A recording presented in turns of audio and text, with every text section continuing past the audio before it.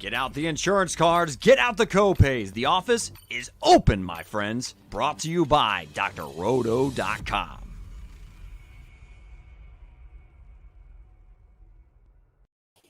Good evening, everybody. It's Draft for Upside with a kind of special guest. Used to be a regular, been really busy, from In the Cup.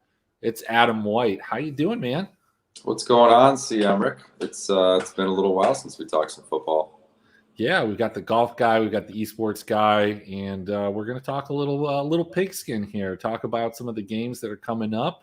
I'm pretty excited. We used to do these, dual pods a lot. It was before the days of video on a very legendary sports network, as a matter of fact, I believe. Is that right? This is news to me. I mean, it was in name only, in name only. Yeah. But all right. Well, hey, I don't know if you've had a chance to look at some of these games and look at any of the pricing. I have briefly. I do a show with Lou, a little segment, and he forces me on like Monday morning to send him plays. It's way too early. Sometimes the thing hasn't even been posted yet, and I'm trying to scrape through this and figure out some plays. But I think that just as a general overview, there are a couple different pockets at different positions and pricing that are going to determine whether you're successful or not getting those pockets right. We'll kind of go through those as we get into the games, but let's start with a game that I think has a player that's in one of those pockets.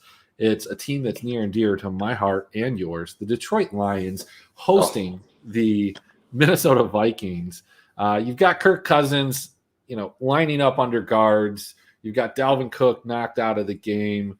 You have the Lions that haven't had a pro-level wide receiver on their roster, and it seems like a year and a half.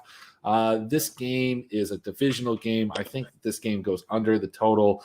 I think the real question here is, do you play Alexander Mattison? His price is significantly higher than it's been before. And if not, do you kind of pivot somewhere else? We don't know if Swift is playing. Yeah, and the question is, if he does play, is he limited? Because why would you put the guy out there? He's one of your only valuable pieces. Why would you put him out there and run him 20 times or give him 20 touches? I would imagine that Jamal Williams is getting most of the work, being that I am a depressed Lions fan. Well, and I think that's Madison interesting. At 76 is expensive. It just feels like a lot. It does feel like a lot, but it is, it's a running back going against the Lions.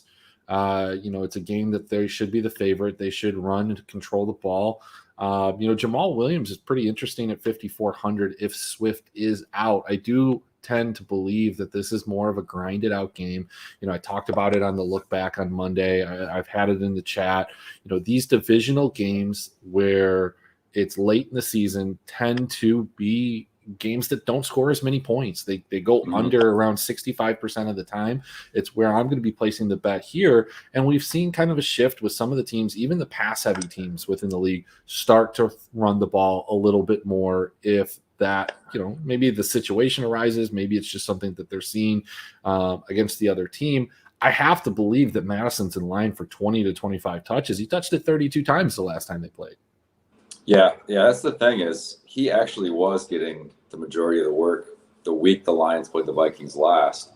That was also a low-scoring game. So I was very surprised to see the total up around 50 myself when I looked, but I do still think he's going to get a lot of work, and the Vikings seem to love to ignore Jefferson when they can. I expect him to get a lot of work. I mean, he put up a 30-burger last time they played. 7 targets, 7 catches. It's hard to ignore. I mean, here's the thing. Madison is in one of those pockets.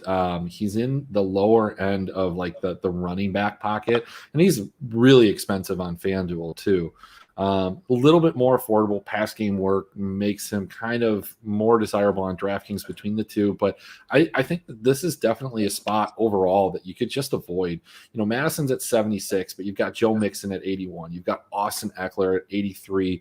You've got Jonathan Taylor at 92, and even below him, Fournette at 7,300, Patterson at 7,000, Barkley, Henderson, and Robinson all above that 6K, but kind of in the lower end of that pocket. Mm-hmm. There are a lot of pivots. I probably, as it stands right now, am just betting the under on this game and I'm just not getting involved here.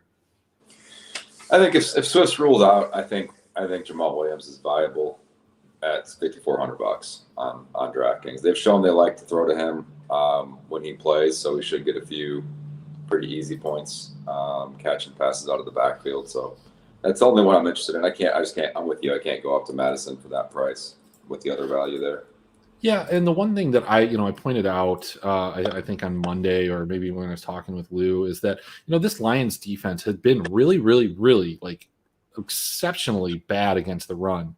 The last couple of weeks, they've just been really bad. It hasn't been historically bad. They were good against the Bears, reasonable against the Steelers and Browns, both teams that have a far more formidable rushing attack than Alexander Madison. Not trying to dog him, but Nick Chubb, Najee Harris, I think I put those players in a little bit of a higher regard than he does. So this isn't the same Lions team that we wanted to attack at the beginning of the year, but by no means are they a fixed defense that I want to avoid either.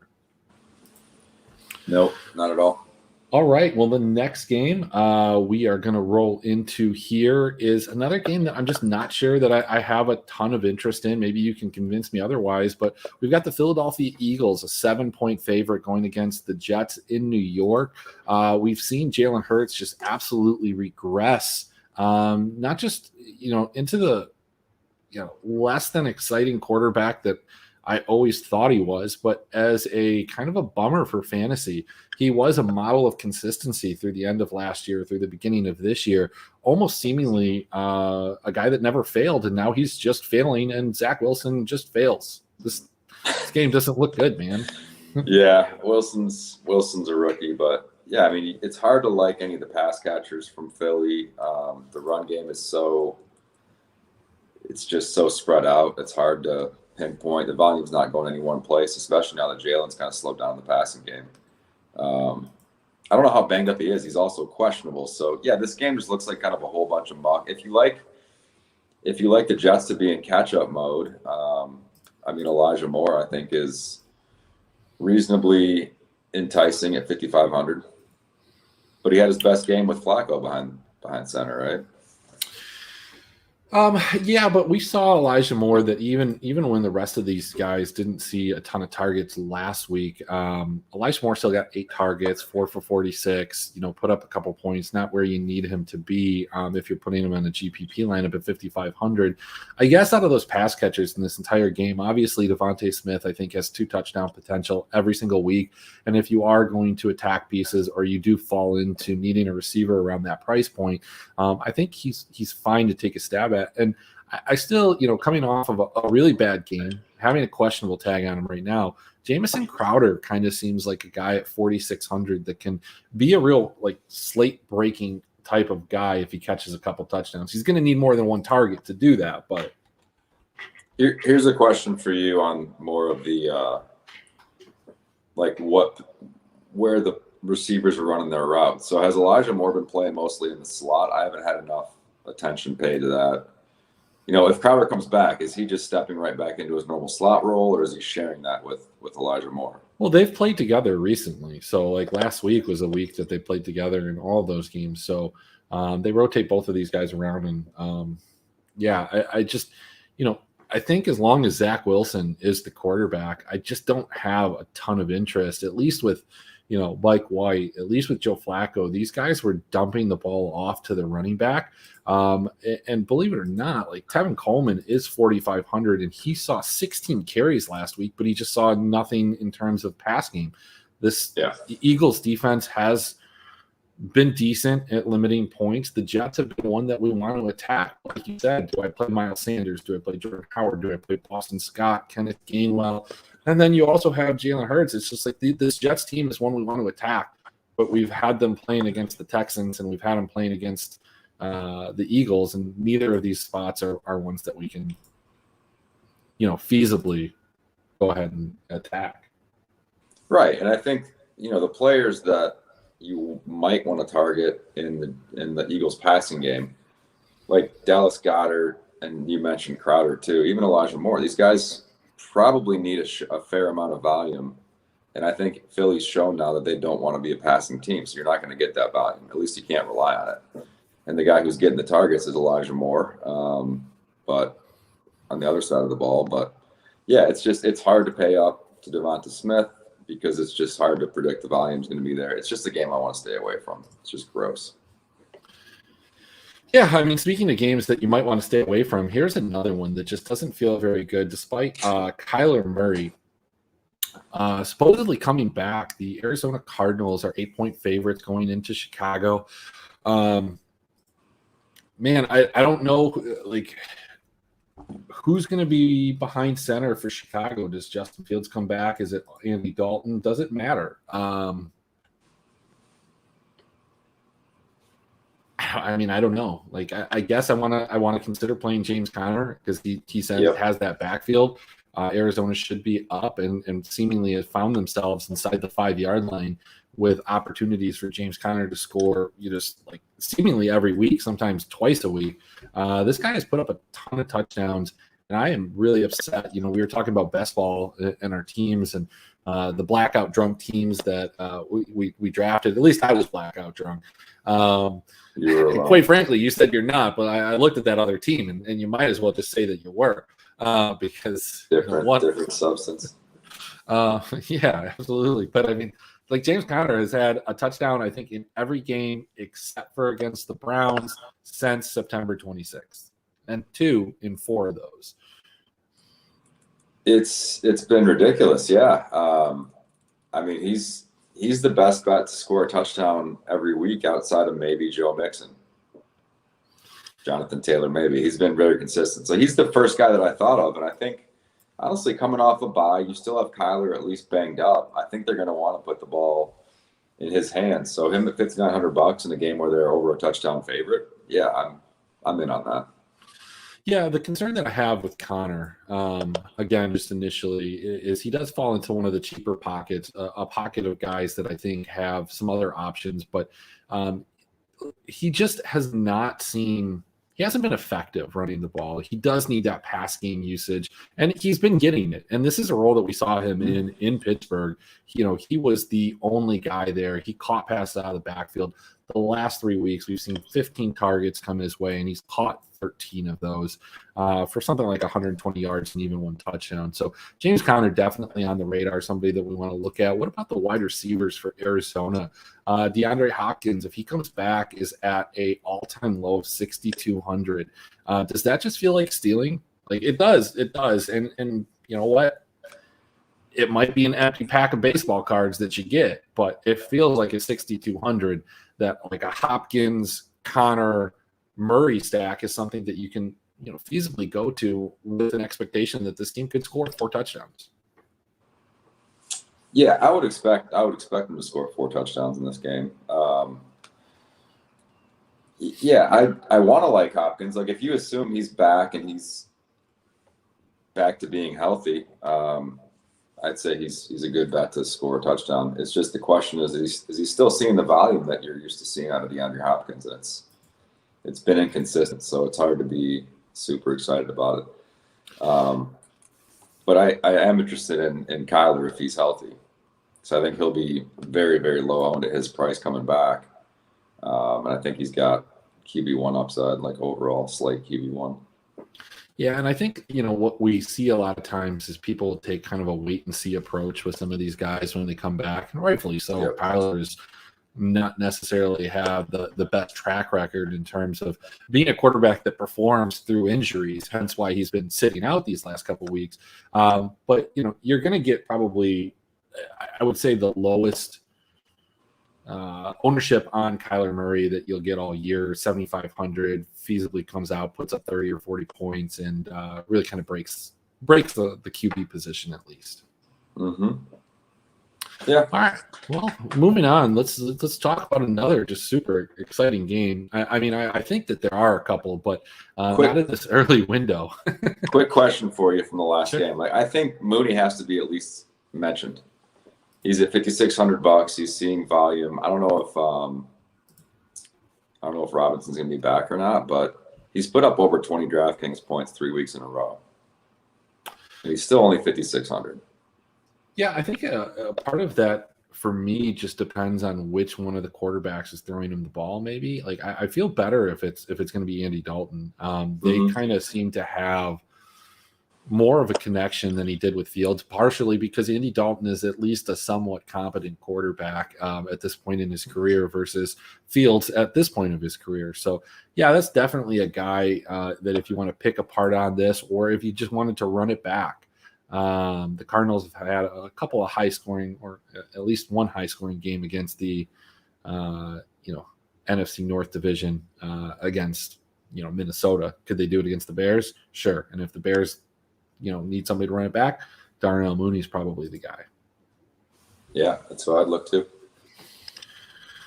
So here's one that it does have some pieces that I like, but it's just never a team that I want to full stack. They have been surging lately. The Miami Dolphins host the New York Football Giants. They are about a 5-point favorite. Talking about a guy that's high, you were talking about Mooney, but Jalen Waddle is making a case for Rookie of the Year. He's not going to win it. It's going to be Mac Jones. But Jalen Waddle is making a huge case, just carrying this team. 9 receptions, 137 yards, and a touchdown last week. Going against the Giants defense that, despite the great performance that they had against the Eagles, I don't think is very good. And I think this is the type of game that Waddle should just absolutely feast in. Yeah. I mean, it's home, so you don't have inclement weather to worry about. He's just seeing stupid volume, like exactly what you want out of a DraftKings full PPR site type receiver. I mean, he's damn near averaged 10 targets a game over the last 5 games. Like they're short ADOT targets, but they're full points for every single catch. So it's valuable. I'd have to bet on him at least going 3x on his 6,400 salary. So that alone makes him a good play, right? At least for cash. Yeah. Well, and what you think about too is that there are a couple of these teams that have defensive philosophies where they're just, that, and I hate saying cliche stuff like this. It's not my thing. So I'm going to throw up a little bit. Bend, don't break. Yeah. And I mean, like the Giants are one of those teams. You think back to the primetime game against the Kansas City Chiefs. This was, the Chiefs were not in top form, but they were just getting whatever they wanted, short, intermediate passes. I think this is a great game for Waddle to take advantage of that, and Gesicki as well. You look at what the Giants have allowed to wide receivers. They allowed over 40 points to wide receivers against Tampa. They allowed over 40 points to wide receivers in that game against the Chiefs, and they had some much larger games where they allowed a lot of points earlier in the season. Now, they had a good game against the Raiders. The Raiders are hot and cold. They had a good game against the Panthers. I think that was Sam Darnold still. And then, the Philadelphia Eagles. Looking at the trends, if Tua comes to play, I think Waddle and I think Gesicki, and I think a Waddle, Gesicki, Tua stack is something that's somewhat considerable. I just don't know who I would run it back with. I mean, if Tony's back, you'd think that he's a good play, but Galladay, Shepard, this entire wide receiving core, nobody's getting the volume. This has been the case for the Giants for so long. You only want to target the Giants when somebody's hurt, like everybody's hurt. But even now, that's not working out. No, their offense has just been abysmal. And on the Gesicki play too, he's had most of his big games when Devontae Parker's been out, and that's the case again this week. So, yeah, I like that play a lot. He'd be, if you're going to target the Miami passing game, and you want to stack, I think he'd be a good contrarian play to Waddle. But I think they are double stack viable, like you said, with the way that the Giants kind of funnel to that short run game. Given that they're probably going to be leading, any interest in Myles Gaskin there at sub 6K? No, I mean, if Gaskin scores 2 touchdowns again and gets there, he gets there. It's just something that I'm willing to live with, I think. On the other side of things, the guy that I might be interested in, he falls into that kind of that pocket of the running backs, and saw a majority of the workload, play 52 of 60 snaps. Saquon Barkley.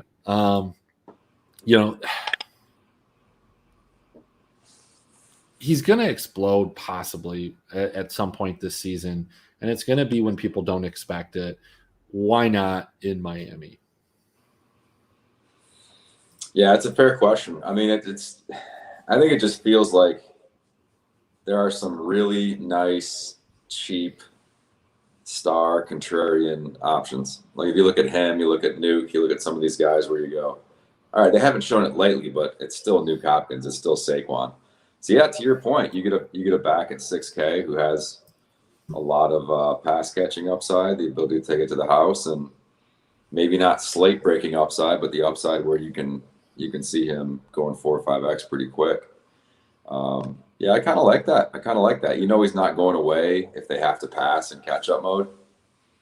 And you're probably going to get him at 2 to 3% ownership. And I mean, that's probably where I feel good about it. You know, in the simulations currently with the projections and the slotted players and whatnot, Barkley's in about 10% of the optimal lineups. And that's not a high number. You know, like there are a couple guys we'll talk about that are much, much higher. Believe it or not, Jamal Williams, who we mentioned earlier, is the second highest optimal rate at 20%. I think this is obviously assuming that Swift is not playing. So, you know, take that for what it's worth. I mean, that's 2 out of 10 times. But, you know, hey, it is what it is. I felt it was worth mentioning.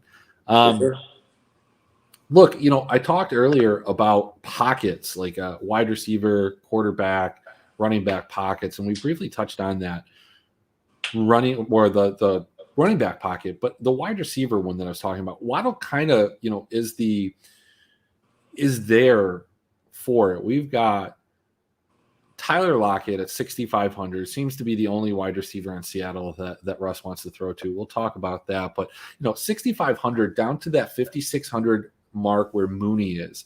Yeah. You've got a series of guys: Jalen Waddle, DeAndre Hopkins, Devontae Smith, Chase Claypool, Brandon Cooks, Hunter Renfrow, T. Higgins, Mike Williams, Michael Pittman, and Darnell Mooney. Some of these guys have had some fantastic performances over the last couple of weeks and surely are going to command a bunch of ownership. There's a couple of these guys that have had some down weeks, whether it be because they've game scripted out, just have not gotten the targets. But I like some of these guys, specifically a guy like Mike Williams at 5,700. Speaking of that, this is a game that has one of the highest totals. We've got the Chargers coming to Cincinnati. It's a 26-23 implied game, about a 3-point spread. Mike Williams has not been involved in the offense. Keenan Allen has been getting mass amounts of targets, but no touchdowns. What do you like from this game? Mike Williams at 5,700 is going to be in an obscene number of my lineups. Yeah, this is actually the first game when I started looking at the team totals and the matchups for the week. I went, I need to stack that one. Like it's just a fun game to look at because you've got so many different players that since he spreads it around to on offense. I mean, you could see T. Higgins, Mixon, or Jamar Chase go off for 30 points and not at least maybe 25 for T. But like, there's some guys that could go off there. Then you have Eckler, like you said, Keenan's been steady, but then Mike Williams, I'm with you, is kind of that lower priced, probably lower owned guy because he hasn't performed, but he's shown that 30-point upside as a receiver this season. So him as a target with that type of upside is kind of hard to pass up. Because I think he's got probably higher upside than Keenan, and he can do it on a lot less volume, which to me is really, really enticing. So you can stack this game so many different ways. It's a lot of fun. Yeah, I mean, that's always been the big thing. That's what I've kind of targeted. They're about $2,000 difference too in price, so that's huge. Keenan Allen's up at 7,500, pretty close to the highest he's been all season. And you know, part of that is that the guy's had double-digit targets the last 5 weeks. He catches most of those balls. He goes over 100 yards, but he's only got 2 touchdowns this year, and that's kind of the limiting factor because you know. Even when they are within the 10, within the 5, for some reason, I've just watched a lot of the Chargers games and I've seen these situations. And the reason is because I have Mike Williams in my lineups every single week. And they throw to Mike Williams a lot. They try and find ways to get him into the end zone, whether it be him not catching it, Justin Herbert not delivering a good ball. It always seems to end up going to Austin Eckler, which Austin Eckler is in play as well in this game. And I think you can even play Herbert with Eckler because Eckler just gets enough of his touchdowns via short little passes and has involvement in that pass game. it seems like a distant memory. Week 1, 0 targets. Since then, just obscene 9, 6, 5, 5, 7, 10, 3, 6, 7, 8 with 7 receptions for touchdowns. I think that's about the same that he's had he's got 7 receiving and 7 rushing touchdowns. Yeah. Austin Eckler is another guy that's up there at 8,300 that I think will go underlooked and is a fantastic play to me in kind of GPP formats because very real floor, but very, very real ceiling. Definitely. And the thing is, like, I don't know if you can say there have been slate breaking games, but I don't know. The Chargers game against the Browns comes to mind. The Chargers game against the Steelers a couple of weeks ago comes to mind. So they've had these huge shootout games where, several players go off. So it's like that perfect, if you're going to correlate quarterback to receiver, bring it back with another receiver, then this is a perfect game to do something like that. And I think you can get relatively cheap. Like Justin Herbert's been the QB1 on the slate 3 times this season. So if you go Herbert, who is he in this? So Herbert, if I start like Herbert, Mike Williams, T. Higgins, you still got some room to play with there as far as money goes. To be fair, though, Justin Herbert has been like the QB1 3 times, been pretty close one other time, and has just been absolutely abysmal from a GPP standpoint the rest of the times. This offense does have its issues. This team is not as good as maybe the perception was earlier in the season. We don't need to think too far back. We can think of like the Dallas game, for example, where they just shot themselves in the foot with penalties and turnovers.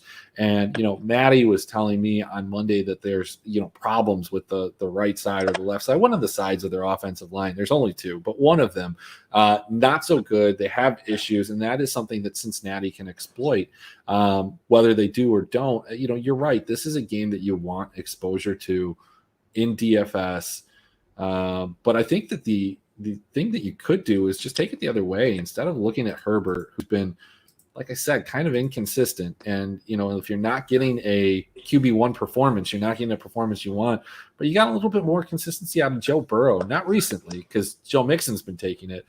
I would say that you could even go with an Austin Eckler, Joe Mixon FanDuel type of build and then expand from there. Yeah, I was looking at this on DraftKings and just their prices. I mean, they're 16.5 between the 2 of them.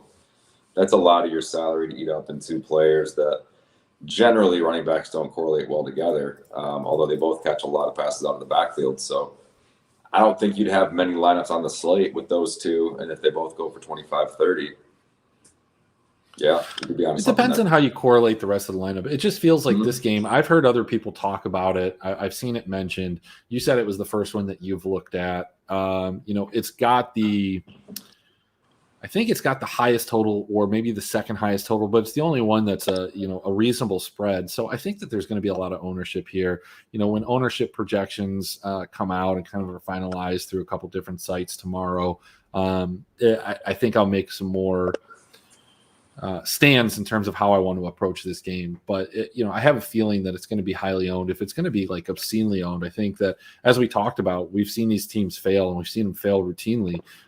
This might be just a game that you just get away from and hope that it's one of those situations. Yeah, especially when you're talking about, Herbert has struggled when he hasn't been elite. So if he struggles and Cincy gets out to elite, how much is Cincy even forced to pass? They might just sit on it and run Joe Mixon the rest of the day to hold on to a lead. So, yeah, if that scenario plays out, I could see the game dudding a little bit. But that being said, I still think it's my favorite game to stack. But that's going to be the case for everyone. Yeah, I mean, it's just, like you said, the Chargers have been involved in so many high-scoring games, but so have the Bengals. I mean, these are 2 teams that you want to target. Speaking of 2 teams that you want to target, we've got Tom Brady going to Atlanta. 30 points implied for the Bucks, 20 points implied for the Falcons. I think this game's a trap. I think this game goes under. I don't think that the Falcons can nearly muster the same type of pushback that they had back in the first meeting between these 2 teams. And I just don't think that Tampa Bay is going to try and overexert themselves. I think we're going to see a lot of what we did last week where they're running the ball a lot. This is, quite frankly, Tampa Bay, this could be kind of a letdown spot too. They've been on the road 3 of their last 4 games. This will be their second game in the road. They haven't had like a continual homestand since like the first 2 weeks in the season. I mean, this lines up really well for them at the end of the year. But like, let me read this to you. They started at home first 2 games. Then it was 2 road, 1 away, or no, 2 road, 1 home.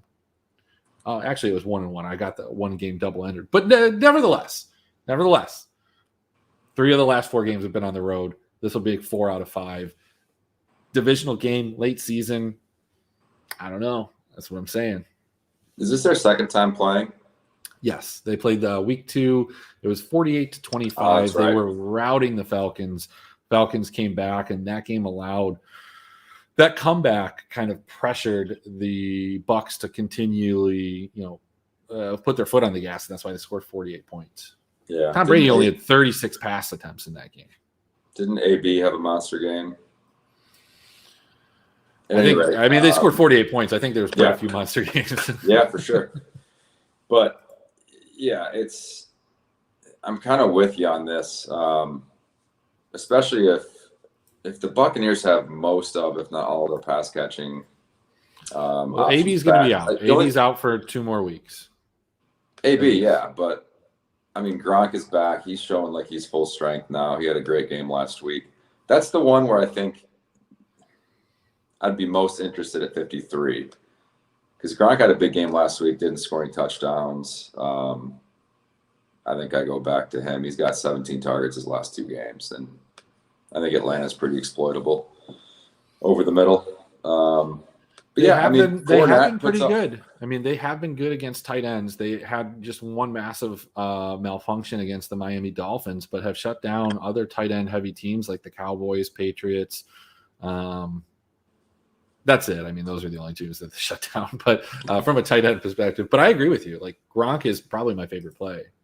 Yeah, and you got Fournette coming off a huge game last week. His price went up some, but maybe he'll still be perceived as a value. He's probably going to just carry more ownership than I'm interested in, given that he hasn't shown upside outside of really that game and maybe one more. Well, not at this price. And you know what? I want to play Fournette. I think this is a good spot. But I do feel like a lot of people are going to be point chasing. I don't want to be one of those people. 7,300 is just a huge price tag for a guy that just hit.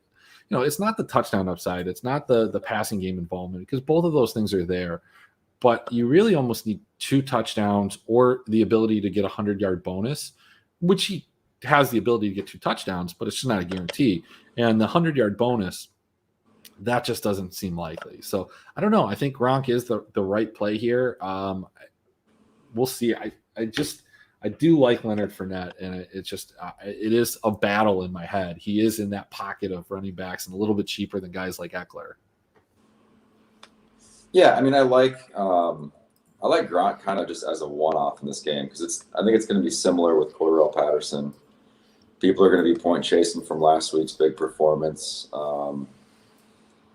Yeah, and flat out, I mean, I would take Alex Madison over Fournette. I would take Madison over Patterson, given the matchup. I'd take Barkley at 63 over those 2 guys, given the ownership and everything factored in. I mean, but is the matchup really that good? I mean, or that bad? Like, look, Tampa Bay has not been this like impenetrable run defense over the last 5 or 6 weeks. I know some of those weeks it was a result of injuries, and they're a little healthier. But the one thing that this defense has done well the last 2 weeks at least is create sacks, turnovers, and they probably will here, but Patterson is going to be a guy that's going to be involved. He's on my radar. I'm not saying I'm going to play him, but I want to pose you a question. Patterson, redraft next year. Season ends today. It's over. Where are you drafting Patterson if you had to do a redraft tomorrow?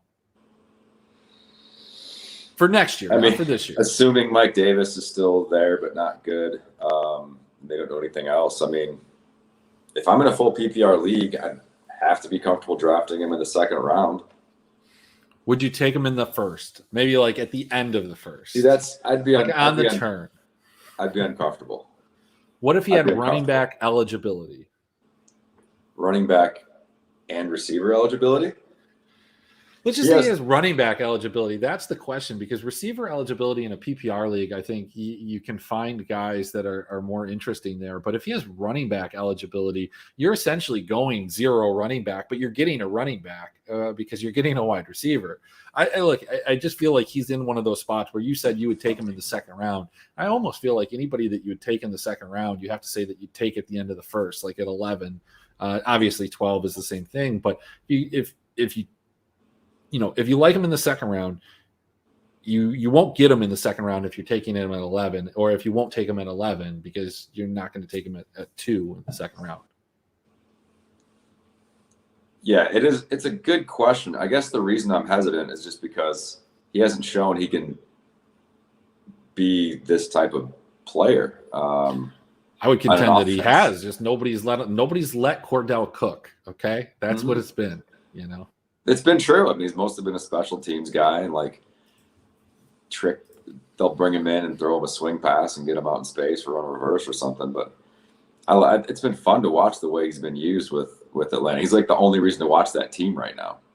Yeah, that's it. Is Ridley ever going to come back? Is he just done with football or what? I don't know, man. God, I don't know what's going on with that. It's just. Yeah, no, I had a ton of Ridley, and it does suck. So, I still think, and I contend that as much as we talked about it, I feel like this game is somewhat of a trap. I'm torn. I've stacked the Bucs so many times, and they've hurt me. They've won me money. It's been everything in between. So I'm torn. Brady's done me right this season, and so I want to go back. I want to go back to the well. But every time I go back to the well, I just get an empty bucket, man. You're timing it wrong. Don't let that dissuade you, though. I think they're still stackable. It could be one of those games where they come out and score 28 points by halftime, and you're like, oh, there's the reason I play Brady. Yeah, and then you're like, man, my lineups are looking good, and then they don't do anything for the rest of the game, and then everybody just passes you. It sounds like you're calling this from memory. It's not like hey, look, like either you start in last and you finish in last, or everybody passes you. Every once in a while, you get a first, and it feels good. So another game. This one does not feel like a trap. It just doesn't feel like something that I want a ton of. Another divisional matchup. Getting a ton of those right now. We've got the Indianapolis Colts, about 10-point favorites, just under. I think it's 9.5. Against the Houston Texans.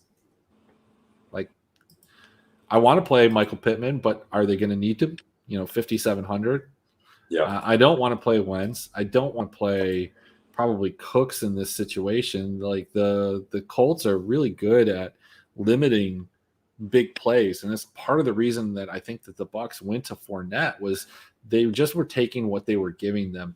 And while Cooks can do that, I just don't feel like this Tyrod Taylor-led offense can surgically and methodically do what Tom Brady did. So I think it's Jonathan Taylor, Indianapolis defense, and that's about it for me.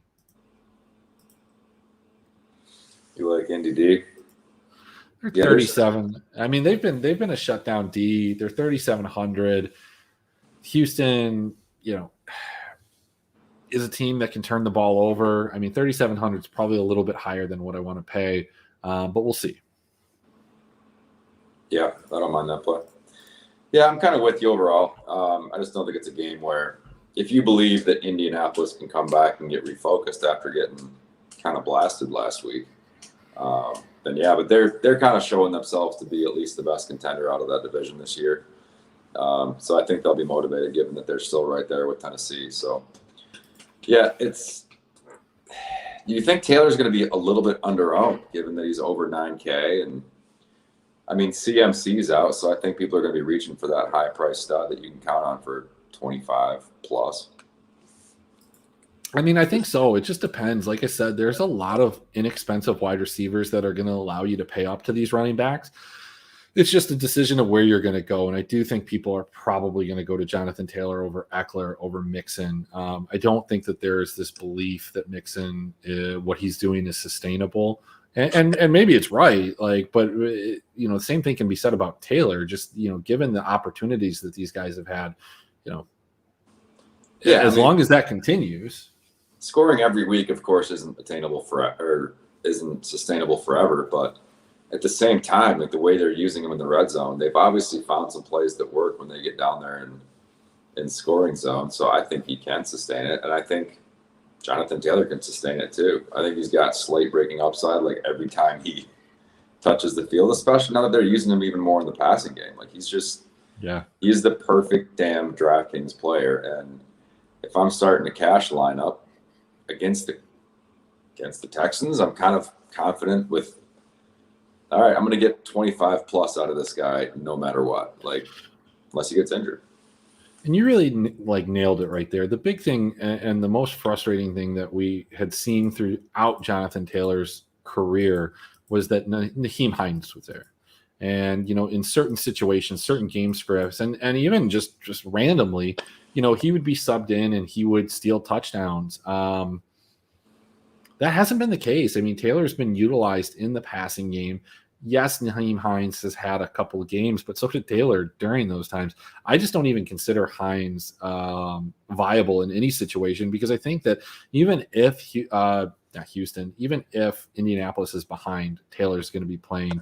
I guess I think you need a part of this Colts offense, whether it is Pittman or whether it is Taylor. One of those two parts should be in consideration for most lineups, because this Houston defense has been absolutely abysmal. On my screen, they're red everywhere except for the game against the Jets. Aside from that, they're giving up 30 to 60 points depending on the position. They're bad against tight ends. They're bad against running backs. They're bad against wide receivers. Somehow they're good against quarterbacks. I don't know. That doesn't make sense to me, but it is what it is.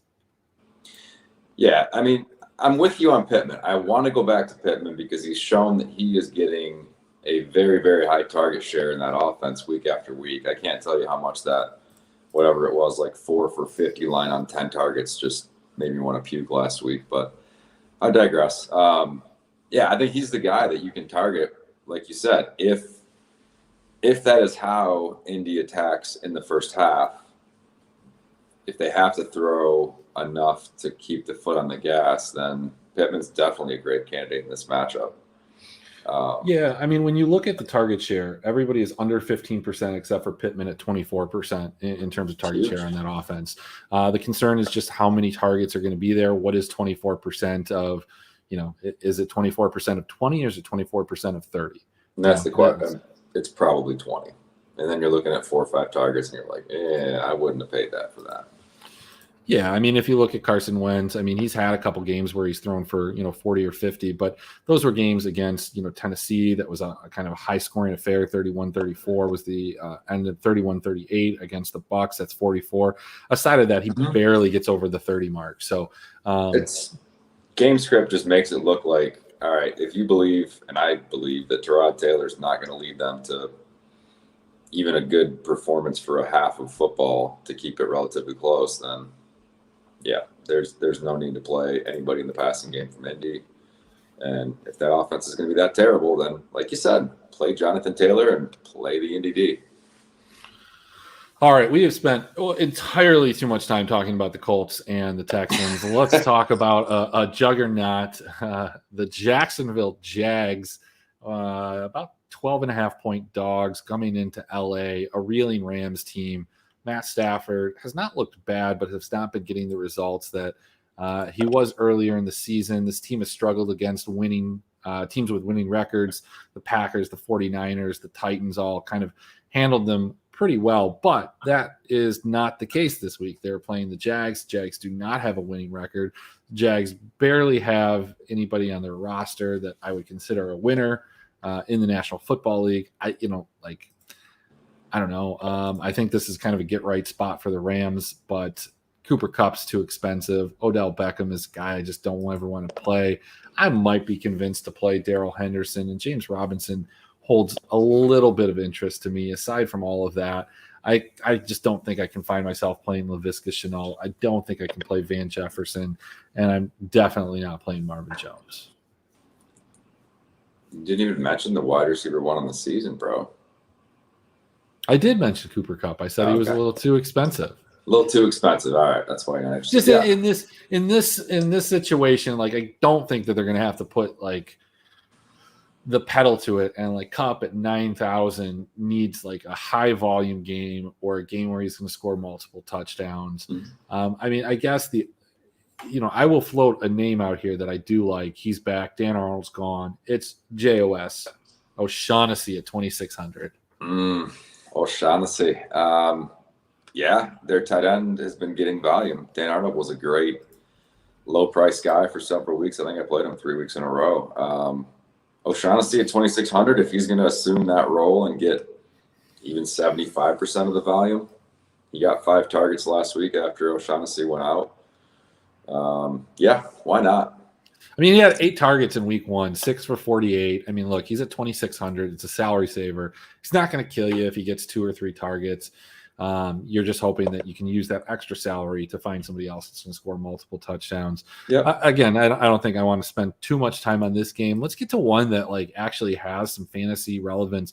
The Bengals Chargers, the Bucks Falcons. Those are the 2 main games on this slate in terms of fantasy goodness. But a step below that is going to be the Las Vegas Raiders hosting the resurgent Washington football team at 26-23, kind of implied total. Raiders are the favorite here. Raiders getting it done despite all the turmoil. This Washington football team defense was super disappointing earlier in the year.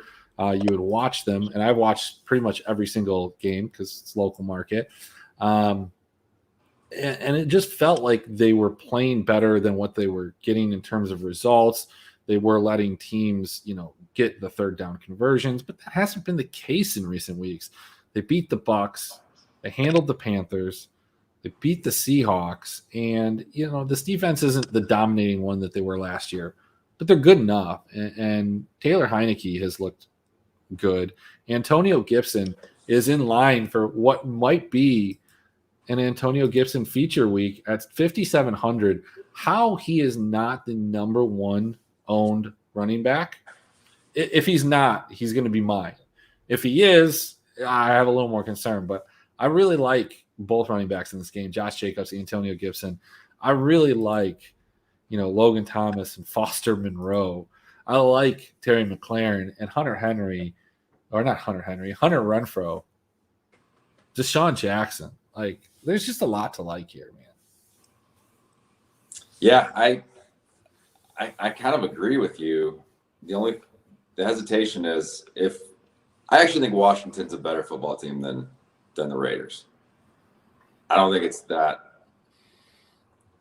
not like blowout worthy, but I think they're a better football team than the Raiders. I think they're probably going to be able to do what they want to do on offense. So if Gibson's able to kind of play ball control and then Carr's off, it might not shoot out. But I'm with you. You can make some very like reasonably priced stacks in this game. I kind of want to like McLaurin if it shoots out, but it's 7,400. If he's shooting out, but you're playing McLaurin, expensive. Like, yeah, it is, but you're expecting 100 yards and a touchdown, right? 100 yards and a touchdown probably comes off of 5 catches at a minimum. So we're talking 15, 18, you're at 24 points. Yeah. Yeah, and then it's worth it. Renfrow, I want to be interested. He's shown to be the main wideout, and the thing is, if Waller's out, we already talked about earlier their pass catcher who's not there anymore because of the drunk driving incident and all that. But Renfro's going to see volume, right? I think you can go if you're looking at stacks. Carr, Renfrow, Moreau to me is so cheap, and then you bring it back with McLaurin, who is the higher priced. If that scenario, I think is only if the Raiders get out front is where you could see it shoot out due to the passing game, because it's pretty clear Washington wants to play ball control football, keep Heineke's reps limited through the air, and last week you saw it, man. They featured Gibson like I was hoping they would from the beginning of the year. So here's what I'll tell you, though. They are a team that can put together long drives when they need to. They did it against Tampa. They did it, the other night. But Heineke, if you look through it, man, I mean, these are his attempts going back to the first full game they started.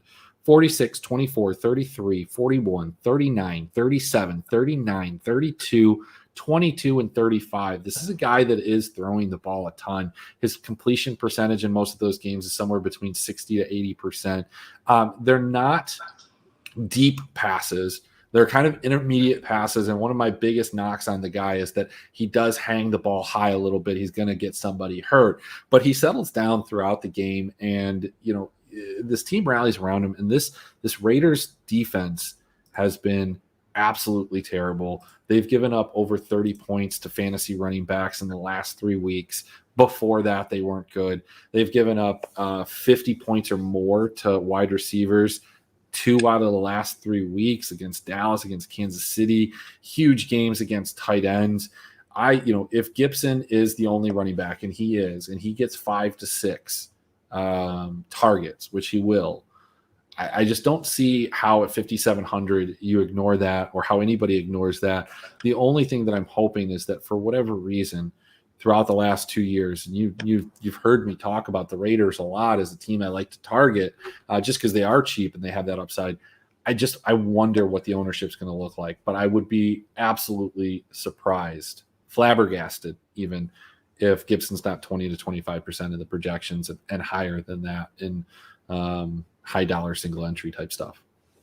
He should be. I mean, he 36 touches last week, and it was on an island game. That should have been viewed, and people should see that he's like a legit feature back. And if that's his role, I know he's not getting 36 every week, but they gave him 25 plus a couple of weeks before that. So it's clear they want to feature him. And it's also been shown that him and McKissick can go off in the same game. Well, I don't think McKissick's going to be playing, though. I think McKissick's out. Oh, that's right. He got injured late in that game, didn't he? I think he got carted off. I don't think he's making a comeback. Yeah, it's the Gibson show then. So the only reason that I can see him not having that type of ownership is a guy in this next game. San Francisco goes to the beleaguered Seattle Seahawks. This is a game in Seattle, but San Francisco's a 3-point favorite. I might actually go jump on this line because I feel like this is wrong. Although, San Francisco just doesn't feel like a team that runs it up. But Elijah Mitchell, this guy, especially because I believe Debo is out. I think he's hurt. So Brandon Ayuk, Elijah Mitchell, George Kittle, who's your favorite play out of those three, and why is it Elijah Mitchell? It is Elijah Mitchell because I expect them to go up there and do what they want to do, and they've shown what they want to do is run Elijah Mitchell. I don't know why he's still 6K. I don't know. He hasn't had consistent pass game work throughout the year, but he's had 5 targets in 2 of his last 3 games. Like that's worth something. Don't need so here's the thing. He has a questionable tag, but he didn't practice because of a non-injury though. Deebo Samuel's doubtful. Trey Sermon is questionable. Not that they ever, did anything with him. JaMychal Hasty is questionable. I don't think Jeff Wilson has stolen, touches from just about anybody this year. So I love him going against the Seattle team that has just been abysmal against the run. That we saw it on, the game against Washington, and I love that play. But I do, in the back of my mind, think that Brandon Ayuk, if he goes overlooked, and I don't think he will, at 5,600 without Debo, this is a guy that had tons of targets last year when he was featured. We're talking 16 one game, 13 another. And it is going to be a situation for me that I believe people will be like, I want to see it first. I want to see it happen. But he's getting 6 to 8 targets right now as it is. So I like one of the 2 of those guys, or maybe both of them, probably not both, but one or the 2. Yeah, I could definitely see a path for Ayuk. I want to like Kittle because of what you just kind of went to, and I think that's where most people are going to go. If they're confident in playing a San Francisco skill player, I think that's going to be it where they go. So that leaves Kittle at $5,900. At least he's shown in previous years. He hasn't had a huge game yet this year. like you used to expect from him, but he could still be that tight end that kind of breaks that position. And I think I'm going to have to play some of them depending on ownership, at least double the field. Yeah, in terms of on the other side of the ball, I don't have a ton of interest. Russell Wilson, 6,400, and I don't care. Alex Collins, DJ Dallas, Travis Homer, none of those guys interest me. You could say it's a squeaky wheel game possibly for DK Metcalf, or you could just say that Russ doesn't like him for some reason. That would be the only narrative that you could, squeak a little squeaky wheel narrative DK Metcalf in there. Otherwise, the guy that's felt the safest in this offense has been Gerald Everett, 9 targets last week, 5 for 37, but without a touchdown. On a showdown slate, that's okay. On a bigger slate, I'd rather, take the savings and the risk and go get a Shaughnessy. I'd rather pay up and get Kittle or maybe even Hawkinson, or probably more than likely go to a guy like Gronk as opposed to Everett. So it's kind of what I feel about that game. Yeah, I'm kind of with you. Not much. I don't want to say that DK needs to show us anything. He's obviously shown upside in the past. But I do kind of need to see it now, because there's just been body language with Russ where, like, he just feels like this team is toast and doesn't have it. It almost gives me vibes of when remember when Kobe, like, kind of just gave up on the Lakers season against the Suns that one year? Where he's like, look, we're beat. I don't have it. I'm not going to shoot. It kind of feels like Russ is doing that sometimes. And I'm not saying he ever gives up, but how do you not target DK more? He didn't have a catch until a minute left last week. Like, the dude's it's just they don't have it, man. And like, there's no way. Terrible. And sometimes the way for a team, if they don't have it, to gain it is just to get real physical. And this isn't a physical team. They can't run the ball. This is I might not take the points, but I definitely am going to take San Francisco. I might take the under, another divisional game. There's a lot of those. Big parlay coming up. Big parlay. Yeah, I definitely like I like the under you talked about earlier. I like that the over in the Cincy game. But other than that, these division matchups, like, it's just been shown year after year, the second time around, scoring goes down. And we have one more divisional game, a rivalry game, a game that I'm not necessarily super excited about. You've got Lamar Jackson and the Baltimore Ravens. They're 5-point favorites over the Steelers in Pittsburgh. The Steelers defense really looked like trash last week. I think TJ Watt is on the COVID list. This Baltimore offense has looked like trash when guys blitz them. But how much are they going to be able to do that? I don't have much interest at all across the board here. Freiermuth got there at the end last week with a touchdown, much to Johnny Danger's. He was beside himself. I think he was shaking. He didn't tell us, but I was super happy about it. Deontay Johnson at 6,800 just doesn't have the pop this year. He's still good and seasonal, but he doesn't have that 21-point ceiling that we were talking about with McLaren. He's not going to get 2 touchdowns. He doesn't get the 100 yards. Yeah, he gets 13 catches, but like, I don't like any part of this. I don't want to play Marquise Brown. I guess maybe like Mark Andrews is the only guy, but at 6,000, I think I'd rather probably go to a guy like George Kittle, like that we just talked about at 5,900. Yeah, I don't know. Andrews he's been coming on. He's had a really solid stretch here, at least every other week or so. Then he had that one monster week, but yeah, I do like Deontay though, as far as at least a cash play. Like you said, he hasn't shown the upside, and it's a rivalry game. So you think Steelers Ravens, you think low scoring game, but the Ravens have been throwing the ball a ton this year, and I think Pittsburgh's going to have to. Any interest as far as just a volume guy, if they're in catch-up mode, like, do you think the Steelers offense gets into scoring position enough for Najee to pay off at almost 8K? Well, I was going to say, here's one sneaky stack. I mean, Ben Roethlisberger's 5K. He hasn't been good, but he's flirted around that 250 to 275 total yardage, like, every single week. Like, if he could just get up over 300 and score a touchdown, like, we're like 16, 17 points. It's a really cheap way to get exposure to some of these guys in cash. But you know what this is, Adam? This is a divisional matchup. late in the season. It is a 24 or 24. I'd take the over on that, but a 44-point over or 44-point over total. Just say total. There's a total. It's a total. We're not taking the over. Yeah, man. I don't know. I don't. Najee's 7,700. I think that there are better running backs in better situations that are going to have similar ceilings, similar ownership, similar leverage. Probably. I mean, like, yeah, in a million maker lineup or two, like I'd probably have like sub 5% in 150 lineups. The one guy I'm interested in, and I've been playing him because the peripheral numbers have been there, the volume, the air yards, much like I was playing T. Higgins before last week. But Claypool, if Claypool's healthy, that's a guy I'm gonna have a hard time not at least putting into 10% of lineups if he's gonna be 5% owned, because he has that upside. He's been catching more long passes, 2 of 37 and 41 the last two weeks. So he's a guy that can get there on 2 plays, even at 6K. And I would say that this Baltimore defense has been exploitable in the air.